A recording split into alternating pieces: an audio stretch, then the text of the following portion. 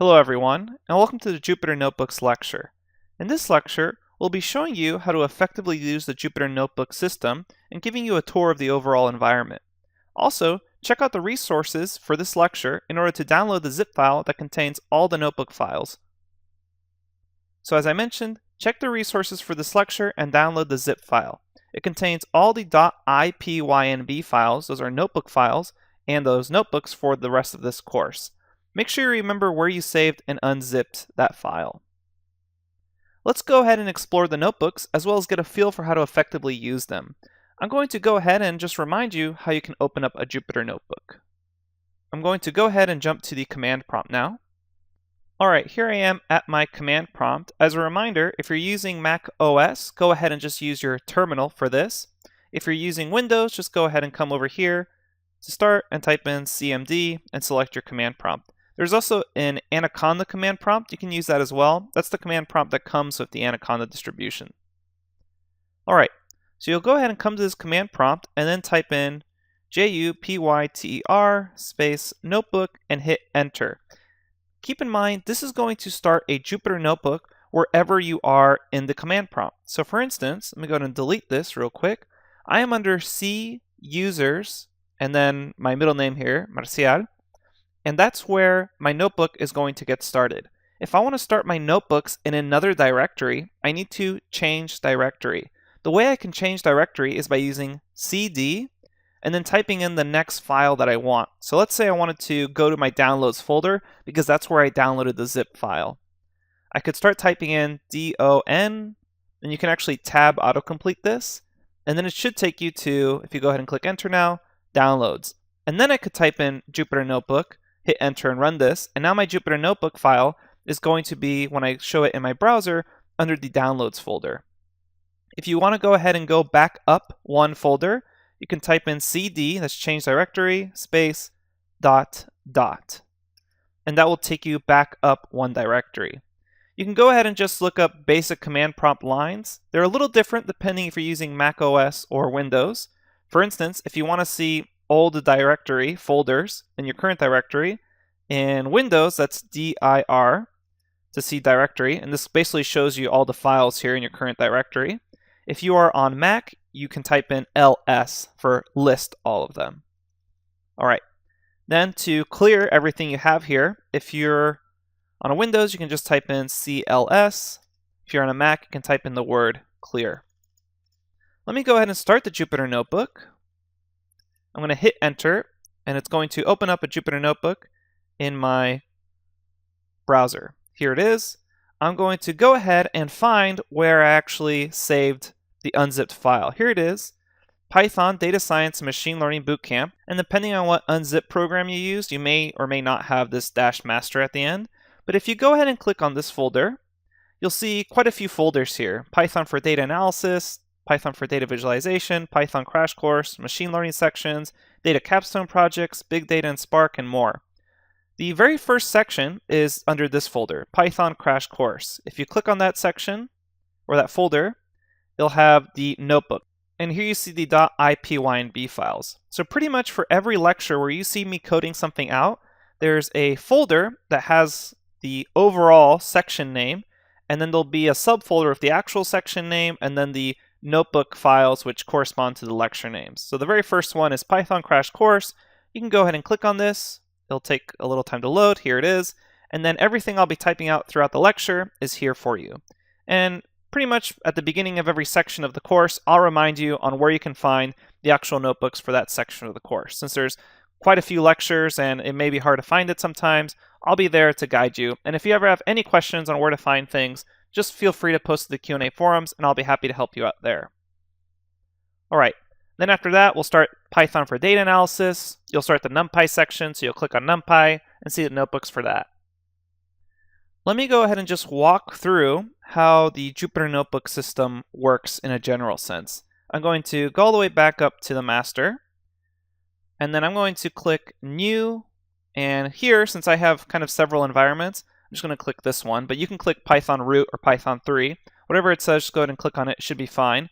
Again, you can just click New. Whatever it says under Notebooks, you should be fine to click on it. You'll get something like this. To retitle this notebook, you can just click here under the Untitled section and name it whatever you want. My notebook, for instance, click OK, and it'll name it. Let me go ahead and show you the basics. This is a code cell, which means I can type in Python code into the cell and then run it. As a very basic example, I can say print hello, and then I can run this cell by clicking here on run, and it will go ahead and run and show me the output below the cell. I can also do the same thing for basically any Python code. If I wanted to know what 1 + 1 is, I just click run here, and it shows me the output in the cell. Notice since I printed the output here, it didn't show out. Since I didn't actually specify to print the output, it showed it output cell. So if I actually said print 1 + 1, then it wouldn't show that little out. Okay, so you don't always have to come up here and click this run cell. What you can do is actually just do shift enter. And that's, let me put it as a string, shift enter.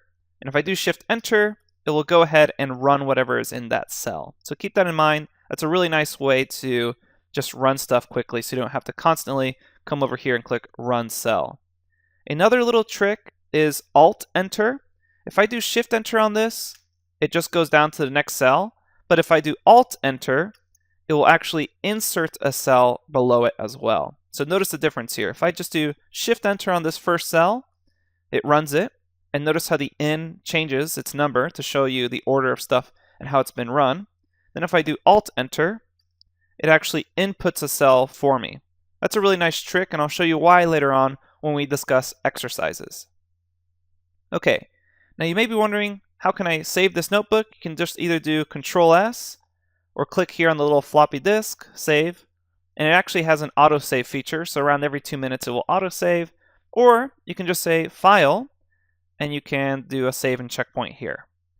Now you may also be wondering, how do I download this notebook as something else? Well, you can just go to File, Download As, and you actually have a bunch of options here to download. If you just want the .py file, you can just say download as a .py, and it will download and convert this notebook file into a .py file, so you can use it as a normal Python script in whatever IDE you want. Or if you just want the HTML notes, you can click here on HTML, and it will export it to a basic HTML file that any browser can show. So you have a bunch of options there. You can go ahead and check them out.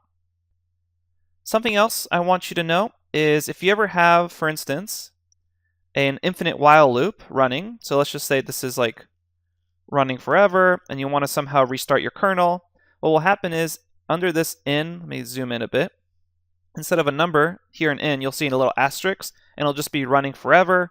What you can do is just go ahead and say kernel, and then restart the kernel. And it'll say, do you want to restart the kernel? You go ahead and restart.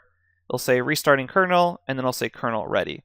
Basically what happens is this notebook is connected to a kernel, and a kernel is kind of just an instance of Python running.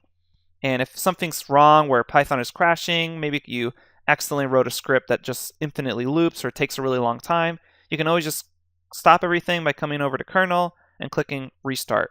You can also interrupt if you just want to interrupt that specific cell, but sometimes it doesn't work if you did a really bad while loop that runs forever. Just keep that in mind.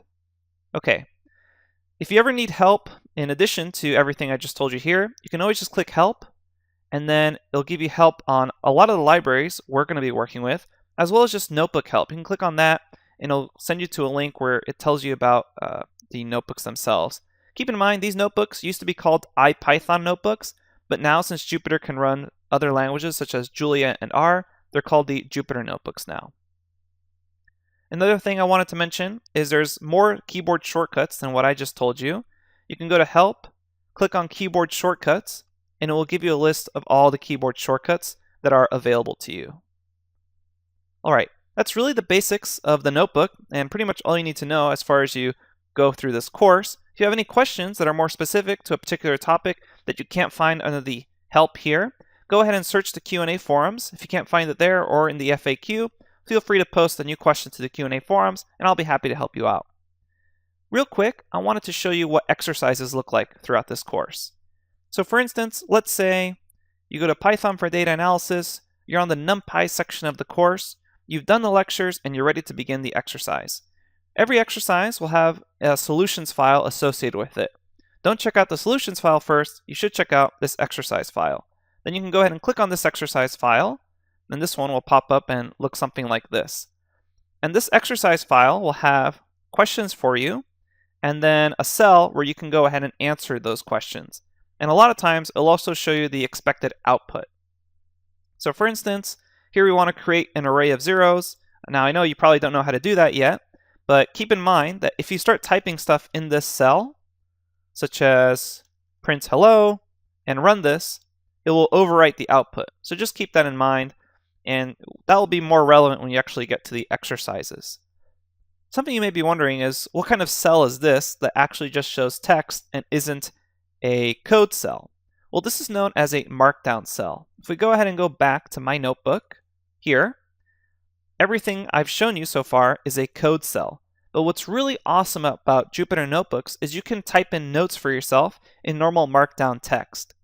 So you can come over here, click on code, click on markdown, and it will convert this into a markdown cell. And now if I run this cell, it's essentially just basic text for me to type notes for myself, which is really useful when you're learning. You can say something like use print to print strings, run that. That's a little note for yourself, and then you can go ahead and type in print hello, etc. And that's a really nice way to kind of take notes as you go along throughout the lectures.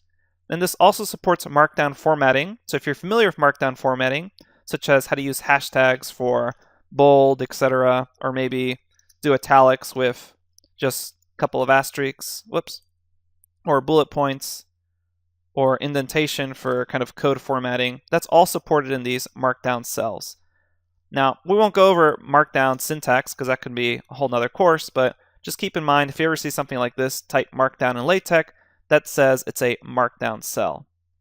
A common mistake sometimes beginners make is they'll accidentally convert this to a markdown cell and then wonder, hey, why isn't my code running? If your code is ever not highlighted, it probably means that you're accidentally running a markdown cell. If you want to change this markdown cell back to a code cell, you just come up here and select code. Then run this with a Shift-Enter, and you're good to go. Okay, so remember Shift-Enter runs a cell, and then Alt-Enter will run a cell and output a cell below it. So if you go ahead and click Alt-Enter here, so if I do, again, Alt-Enter, I'm inputting a new cell. Now, I'm just referring to what I'm actually doing on my keyboard, not what I'm typing in as a string. So again, 1 + 1, Shift-Enter, it runs it. 1 + 1, Alt-Enter, it keeps putting in new cells below it, which is really useful for exercises. So if you come back here, this is exercise. Notice I have this output array 11111. If I don't want to overwrite that, I can just click on this text or markdown cell, do Alt-Enter, and it gives me a little cell here for a buffer. So now I can print whatever I want, Shift-Enter, and it outputs test. All right, don't worry if you didn't completely get all of that because we're going to review all this when we actually get to the exercises. All right, that's basically all you need to know for the Jupyter Notebooks. If you have any questions, feel free to post them to Q&A forums, and I'll be happy to help you out. Just keep in mind that the Jupyter Notebook system will start wherever you were in your command prompt or your terminal. You'll need to change directory using CD if you want to run or save your notebooks in another place in your computer. All right, thanks everyone, and I'll see you at the next lecture.